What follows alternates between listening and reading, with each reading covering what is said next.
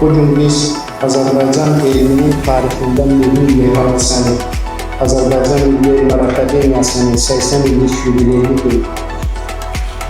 Bu yubiley yalnız bir elm yorumunun bayramı değil. Bu milli düşüncemizin ve entelektüel potensialımızın temsilcisidir. Ben özüme borçluyum ki Azerbaycan abiler adından, Azerbaycan Milli Elmlər Akademiyasının bütün kolektif adından, elmi ictimaiyyətimiz adından, Akademiyanın 80 illik qeyd olması hakkında sərəncamımız alınmış ve sərəncamda Akademiya ve Azerbaycan alimi hakkında qiymətli fikirlər ifade etmiş. Azerbaycan Respublikası'nın prezidenti, galip ülkenin galip lideri, Cenab-ı İlham ile hanımızın derin minnettarlığıdır.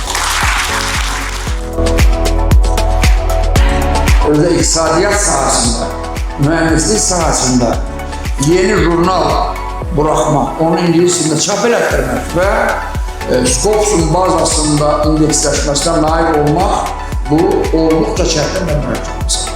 Galip halkın, galip devletin elmi de var, insan kapitalının inkişafı için daha büyük işler görür.